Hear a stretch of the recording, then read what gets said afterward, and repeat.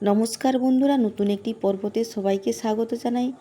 আজকে আমি বানিয়ে দেখাবো নোটে শাকের ডাঁটা দিয়ে কাঁঠাল বীজের একটা অসাধারণ রেসিপি।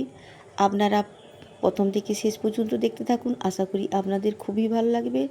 যে সমস্ত বন্ধুরা আজকে প্রথম দেখছেন তারা চ্যানেলটি সাবস্ক্রাইব করে পাশে থাকবেন, আর পুরাতন বন্ধুরা একটা লাইক দিয়ে ভিডিওটি দেখতে থাকবেন। তবে চলুন এই রেসিপিটা আমি কিভাবে বানাই আপনারা প্রথম থেকে দেখতে থাকুন। এর জন্য আমি কিছুটা পরিমাণ ডাঁটা আর কয়েকটা কাঁঠালের বীজ নিয়েছি। এবার সেগুলোকে সরিয়ে রেখে একটা ডাঁটা নিয়ে কেটে নিয়েছি। এবার ছালটাকে এইভাবে ছাড়িয়ে নিচ্ছি।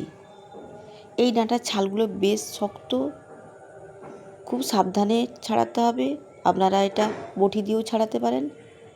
একটাকে কেটে নিয়ে দুটো সাইডে একটুখানি চিড়ে নিয়েছি, এতে সিদ্ধটা ভালোভাবে হয়ে যাবে, খুব তাড়াতাড়ি হয়ে যাবে।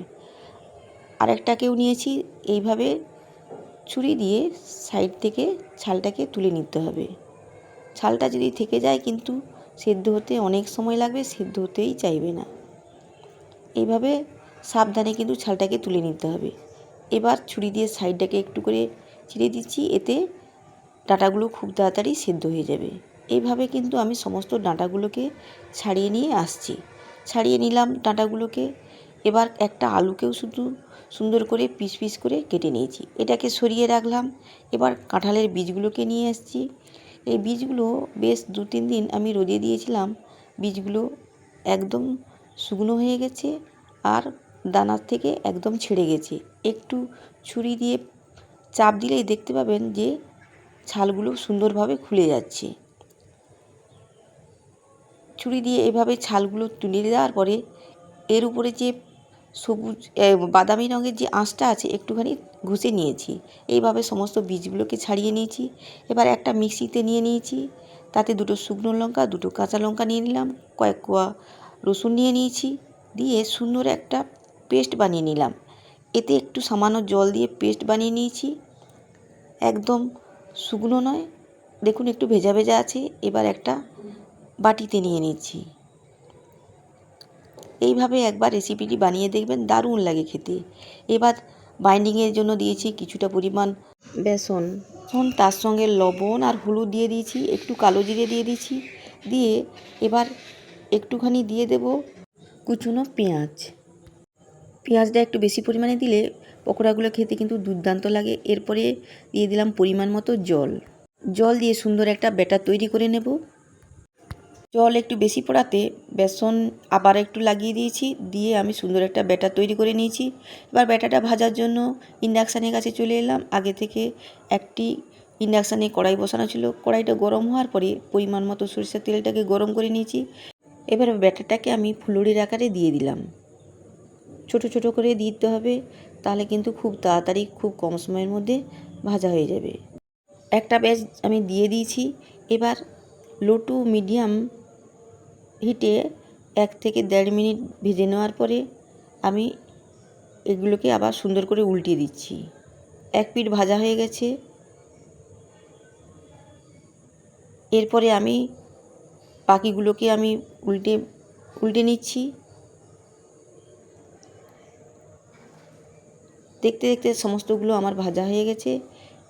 এরপরে আমি ছান্তার সাহায্যে এগুলোকে তুলে নেব।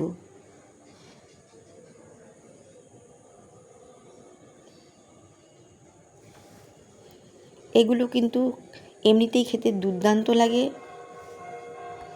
পকোড়াগুলো কেমন সুন্দর লাল লাল করে মুচমুচে করে ভেজে নিয়েছি।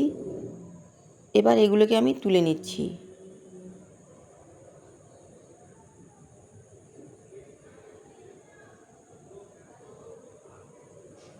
এর থেকে বেশি আমি আর ভাজবো না। আবার এক ব্যাচ আমি দিয়ে দিলাম। আবারও 2 থেকে 3 মিনিট মিডিয়াম হিটে আমি ভেজে নিয়েছি। এবার উল্টে পাল্টে সবগুলোকে ভেজে নেওয়ার পরে এবার আমি তুলে নিলাম। এবার ওই কড়াতেই আমি কিছুটা পরিমাণে সরষের তেল দিয়ে দিলাম, ফোড়নে দিয়ে দিলাম কালো জিরে, আদা রসুনের বাটা দিয়ে আবারও কিছুক্ষণ পরে আমি দিয়ে দিলাম কুচনো পেঁয়াজ। কুচনো পেঁয়াজটাকে দেওয়ার পরে এরপরে আমি কিছু মশলা দিয়ে দিলাম জিরের গুঁড়ো, ধনিয়ার গুঁড়ো, আর কিছুটা পরিমাণ দিয়ে দিলাম কালারের জন্য কাশ্মীরি লঙ্কার গুঁড়ো। এরপরে দিয়ে দিলাম হলুদের গুঁড়ো আর দিয়ে দিলাম পরিমাণ মতো লবণ। এই মশলাগুলো দিয়ে সুন্দর করে আমি নেড়েচেড়ে কষিয়ে নিচ্ছি। যখন পেঁয়াজগুলো গলে গিয়ে তেল পুরো ছেড়ে দেবে তখন আমি সবজিগুলো দিয়ে দেব। সুন্দর করে তেল ছেড়ে দেওয়ার পরে আমি সবজিগুলো দিয়ে দিয়েছি। আলু আর ডাঁটাগুলোকে আমি একসঙ্গে দিয়ে দিয়েছি।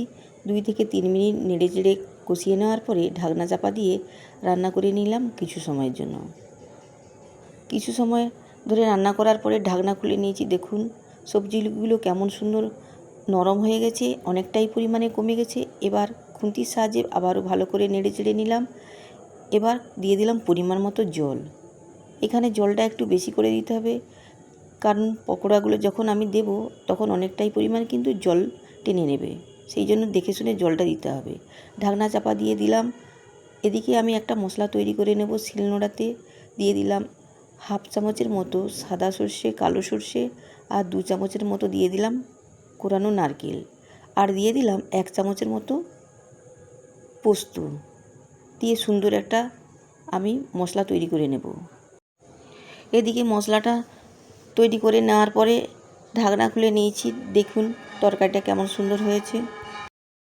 এদিকে আমি নেড়েচেড়ে নিয়ে সবজিটা চেক করে নিলাম, দেখলাম সবজিটা সেদ্ধ হয়ে গেছে। এরপরে আমি ভেজে রাখা পকোড়াগুলোকে দিয়ে দিলাম। কিছু পকোড়া এমনি গোটা দিলাম আর কয়েকটা পকোড়া আমি ভেঙে দিলাম। এতে কিন্তু তরকারির ফ্লেভারটা দুর্দান্ত হয় আর খেতে কিন্তু দারুণ লাগে। এরপরে আমি দিয়ে দিলাম বেটে রাখা মশলাটা দিয়ে একটু নেড়েচেড়ে নিলাম।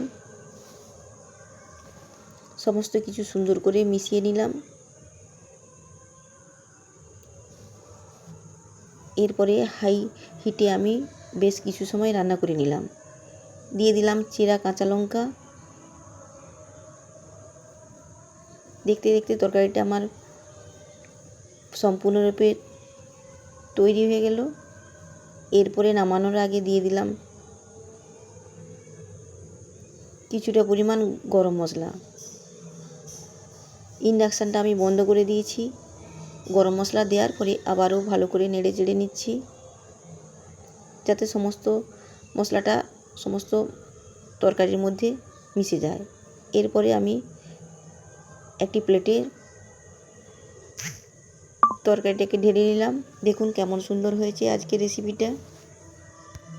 রেসিপিটা কেমন হয়েছে বন্ধুরা কমেন্টসে জানাতে একদম ভুলবেন না। আজকের রেসিপিটা যদি একটুও ভালো লেগে থাকে তবে প্লিজ একটা লাইক, কমেন্ট, সাবস্ক্রাইব করে পাশে থাকবেন। আর একটা সাবস্ক্রাইবই কিন্তু আমাকে অনেক দূর এগিয়ে যেতে সাহায্য করে। এতক্ষণ যে সমস্ত বন্ধুরা ভিডিওটি দেখলেন তাদের অসংখ্য ধন্যবাদ। এরকম সাধারণ রেসিপি পাওয়ার জন্য আমার চ্যানেলটি সাবস্ক্রাইব করে রাখতে একদম ভুলবেন না। ভালো থাকবেন, সুস্থ থাকবেন। দেখা হবে আবারও একটা অন্য কোনো রেসিপির সঙ্গে। আজকে তবে আসি বন্ধুরা, টাটা।